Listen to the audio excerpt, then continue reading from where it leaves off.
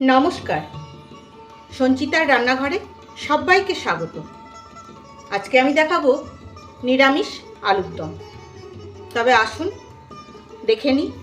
প্রথমে আমি একটা ভাজা মশলা করে নেব, সেই জন্য বসিয়ে দিলাম কড়াই।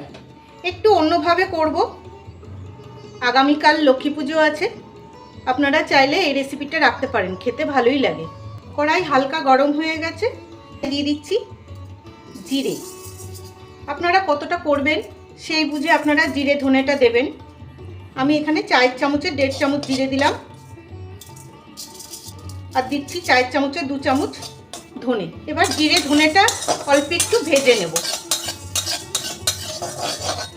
জিরে ধনেটা ভাজা হয়ে গেছে, ফুটতে শুরু করেছে। এবার এটা আমি নামিয়ে বেটে নেব। এটাকে গুঁড়ো করব না, জল দিয়ে বেটে নেব। আমি দেখাচ্ছি। এখানে আমি কিছুটা আলু সেদ্ধ করে ছাড়িয়ে নিয়েছি। এই কিলোখানেক কি সোয়া কিলো মতন এখানে আলু আছে। আর এই যে ধনে আর জিরেটা যে ভাজলাম, এই ভাজা ধনেটার মধ্যে আমি দিয়ে দেব শুকনো লঙ্কা। আমি এখানে কাশ্মীরি লঙ্কাটা ব্যবহার করছি। আমরা যেহেতু একটু ঝালটা কম খাই, ওই জন্য কাশ্মীরি লঙ্কা ব্যবহার করছি। আপনারা যে কোনো লঙ্কা এখানে ব্যবহার করতে পারেন। আর দিয়ে দেব 2 ইঞ্চি মতন, 2-3 ইঞ্চি মতন আদা। এই সব কিছু দিয়ে আমি একটা মসৃণ মোলায়েম করে বেটে নেব।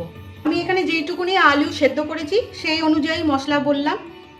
আপনারা যদি কম করেন কম দেবেন, আর যদি বেশি করেন বাড়িয়ে দেবেন। আর একটা জিনিস আমার লাগবে, নিয়ে নিয়েছি অল্প একটু তেঁতুল। এই তেঁতুলটা আমি ভিজিয়ে রেখে দিচ্ছি। এই তেঁতুলের পাল্পটা আমার লাগবে, তাই আমি এটাকে ভিজতে দিয়ে দিলাম। আবারও বসিয়ে দিলাম কড়াই। এখন আমি রান্নাটা শুরু করব। কড়াই ভালো মতন গরম হয়ে গেছে। এবার কড়াইয়ে দিয়ে দিচ্ছি সাদা তেল। তেল খুব ভালো মতন গরম হয়ে গেছে। এবার তেলে দিয়ে দিচ্ছি ঘি। আমি চামচখানেক দিলাম। এই রান্নাটা না ঘিয়ে করলে খুব ভালো লাগে খেতে, কিন্তু অতটা ঘি তো আমরা দিতে পারি না, সেই জন্য একটু তেলে ঘিয়ে মিশিয়ে করা। ঘিটার পরিমাণ একটু বেশি দিলে খেতে বেশি ভালো লাগবে। আর দিয়ে দেবো এই আলুগুলো আমি একটু ভেজে নেব।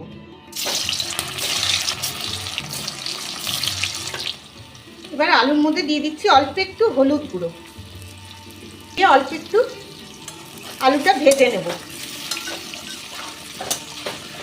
আমি একবারে ভাজছি না, 2 ব্যাচে ভাজবো, কারণ সেদ্ধ আলু তো একসাথে দিলে ঘেটে যেতে পারে, সেই জন্য আমি 2 বারে ভেজে নেব। ভাজা হয়ে গেছে আলু, আমি তুলে নিচ্ছি। সব আলুগুলো আমি ভেজে নিয়েছি। এবার এই তেলেই আমি দিয়ে দিচ্ছি একটা ফোড়ন। দিচ্ছি শুকনো লঙ্কা, তেজপাতা, 1 চামচ মতন কালো সর্ষে, 1 চামচ মতন জিরে, সাদা জিরে, আর দিচ্ছি অল্প একটু হিং। দিয়ে ফোড়নটা আমি ভেজে নেব।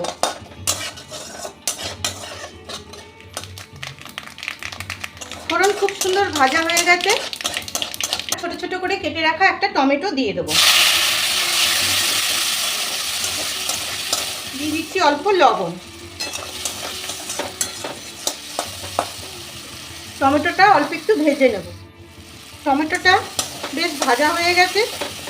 এবার এর মধ্যে দিয়ে দিচ্ছি একটু ভাজা চিনেবাদাম আর অল্প কিশমিশ।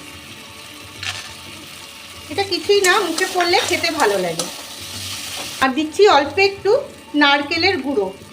আমার কাছে নারকেলের গুঁড়ো আছে তাই দিলাম।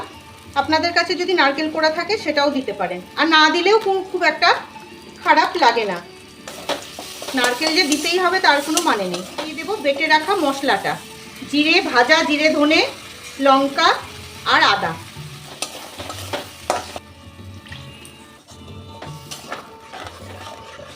এবার এই মশলাটাকে ভালো করে কষে নেব। মশলার মধ্যে দিয়ে দিচ্ছি হলুদ গুঁড়ো, একটু কাশ্মীরি লঙ্কার গুঁড়ো, দিচ্ছি অল্প লবণ, স্বাদ মতো লবণ, আর দেব চিনি, স্বাদ মতো চিনি। নিরামিষ আলুর দম তো একটু মিষ্টি দিলে খেতে ভালোই লাগে। এবার সব শুদ্ধ একসাথে কষে নেব।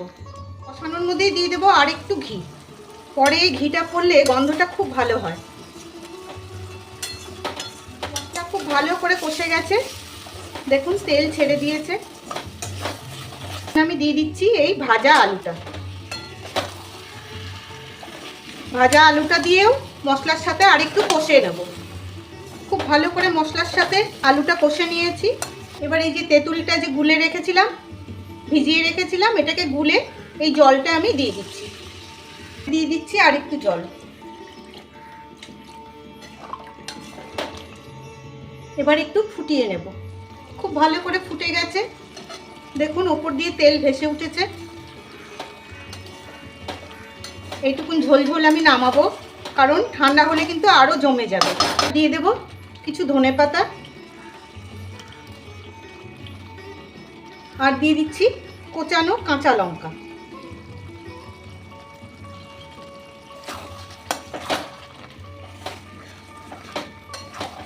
ব্যাস, এবার গ্যাস অফ করে আমি ঢেকে রেখে দেবো 5 মিনিট। তৈরি হয়ে গেল নিরামিষ আলুর দম। কেমন লাগলো আপনাদের জানাবেন কিন্তু। আর ভালো লাগলে ইউটিউব থেকে দেখলে একটা সাবস্ক্রাইব, আর ফেসবুক থেকে দেখলে একটা ফলো করে দেওয়ার অনুরোধ রাখছি। আর হ্যাঁ, শেয়ারও করে দেবেন। তবে আজকের মতন আসি, ভালো থাকবেন সবাই।